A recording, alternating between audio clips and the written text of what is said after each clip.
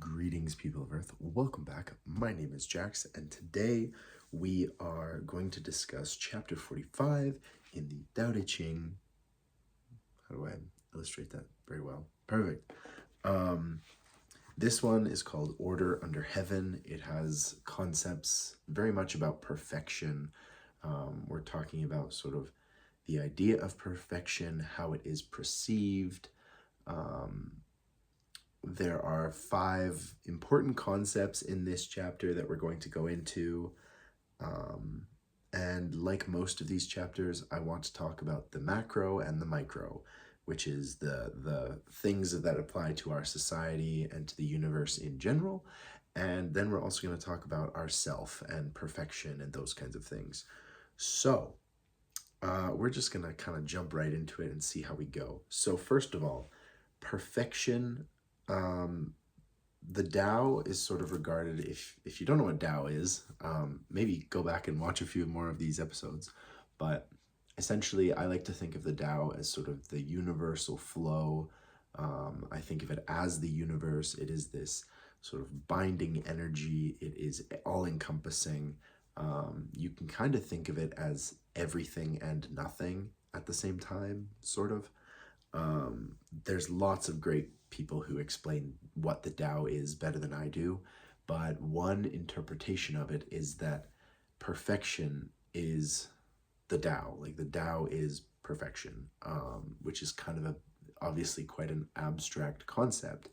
But the first line of this chapter is the greatest achievement may seem unfinished.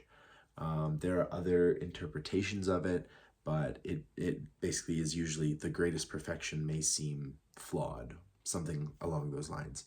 And basically what that means is like the universe will always seem flawed, chaotic, unbalanced, ridiculous, but at the very end of the day, at the end of the universe or whatever, it is perfection. It is exactly as it is supposed to be, even if we don't see it that way. And so that kind of concept can carry over into our daily society and our modern world when we look at how chaotic and crazy the world is. Things tend to go in a formulaic pattern. Sometimes this pattern is disjointed. Sometimes we aren't able to see the whole picture because parts of it will be obscured because of our bias, because of other factors, because of confusing things. Sometimes other people are attempting to obscure our view of the world. And so it's hard to see the perfection of the world when it's like that.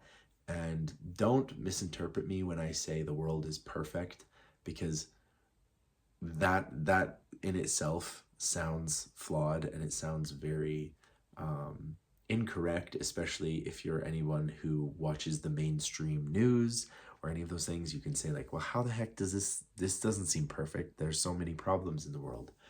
Yes, there are. And I don't really have a great answer towards that. But I'm just gonna try and tell you what the Tao says about it and how we're meant to. I don't even know if we're supposed to strive for perfection, but basically it's about interpreting and viewing things in a way that is constructive, in a way that allows you to understand your place in the universe and your place in this whole crazy world. So that's kind of the macro level of these things. Like I said before, there are 5 like important concepts in this chapter that I think really pertain to ourselves and the self. So now we're switching to the micro level of how these things affect our lives. So the 5 things are like great perfection, great skill, great eloquence, great fullness or clarity, and I guess, I don't know how you'd interpret that. It's like great straightness or, yeah, it's that kind of concept. I'm just going to see if I can find this here. Great perfection, great fullness, great straightness, or like, yeah, straightness, which I kind of interpret as honesty or truthfulness. great skill, and great eloquence. And so these are the five sort of great concepts in chapter 45. And this is to do with sort of perfection and things. And so the point of this chapter is to tell you what these five concepts are, and also to tell you that these five concepts will always look imperfect. They won't look, they won't embody perfection when you're looking at them in that regard. So for example, great eloquence seems inarticulate.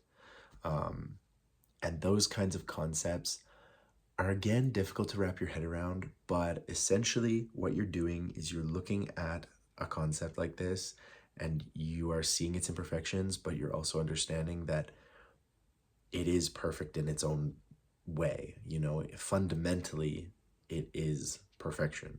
And I guess this is like appreciating the flaws in something and understanding that the intention behind something is a lot more relevant than we think in terms of like what something is.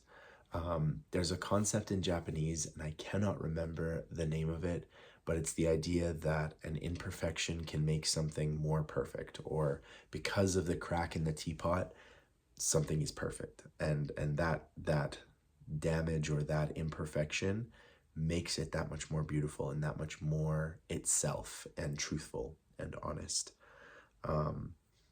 And so I guess this is, at its heart, really, this chapter is about accepting your inaccuracies, your failings, your cracks, and understanding that in its own way you are perfect, and that if you didn't have these things, it would seem disingenuous. We don't actually like perfection in its totally realized view.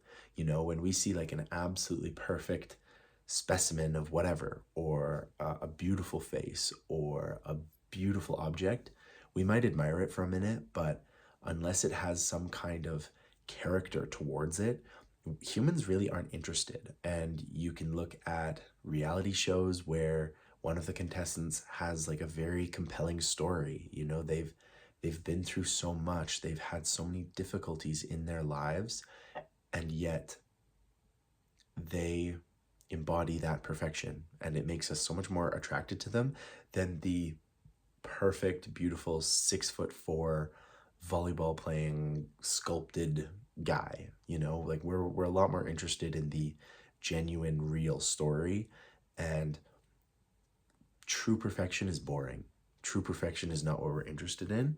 And so the actual thing that we're looking for in our lives and the actual perfection has these flaws. It seems unfinished. It seems not correct. So I think that's kind of what the Tao is saying in this. And this is obviously my interpretation and how I like to see it and everything. I've obviously looked at some different concepts and I've read it in several different translations. But yeah, I think the idea of order under heaven, nothing except heaven is going to be truly and totally perfect. And probably even that will have some flaws and it will seem incomplete and not straight, not eloquent. But I don't know. I really like this chapter. I think it's quite an interesting idea. I'm going to reiterate that the five great concepts in perfection. So great perfection is itself a concept. Then you have great fullness, which is sort of great embodiment, when something completely owns the thing. Like if I were to say like firefighter, you'll have a thought in your head of what the ideal, the perfect concept of a firefighter is. That's sort of great fullness, is like the concept of something being embodied, the embodiment of whatever. So the embodiment of hard work, the embodiment of love, the embodiment of a sheepdog, whatever you want to say, that's kind of the idea of fullness. And then you have great straightness, which I like to think of as honesty or truthfulness. The idea of like you meet somebody and they seem so truthful, so honest that you're wondering if they're hiding something. Humans are really good at that. If we meet somebody and we're like, man, they come off as like ridiculously honest and truthful. Like, I wonder what's going on there. Like, that can't be exactly true. You know, like we have this doubt in our head because of it's so perfect we can't quite look at it the right way. The next one is great skill. Great skill may seem unrefined. So I think this is a good concept of like non-action or wu wei, where you know you watch somebody do something so effortlessly, like they do a skill and they make it look so easy, it just seems so unrefined, and then you get up and you try to do that and you're just you get your butt handed to you, you know. So that's what I think that concept is. And then great eloquence seems inarticulate, and I don't exactly know how you would embody this. I think when you meet somebody who speaks extremely articulate, absolutely perfect, no pauses, no ums, they are a true orator. They give you this very manicured, very beautiful speech. Many people will be taken in by that. Many people will listen to that speech and go, wow, he's a smart cookie. But there will always be people who listen to that and go, he seems to be hiding something. He comes across as absolutely flawless in his speech. I don't trust him. I don't like that. You know, we don't like to be talked around like that. And so I think that's a good example, or at least that's what I think of when I think of that. So I hope you enjoyed this one. Please let me know what you think. And as always, guys, I will talk to you guys tomorrow. Here it is, order under heaven.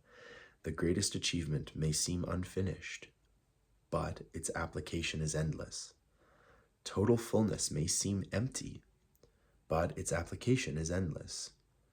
Total rectitude may seem crooked. The greatest skill may seem clumsy. The highest eloquence may seem tongue-tied. Activity overcomes cold. Stillness overcomes heat. Tranquility brings order under heaven.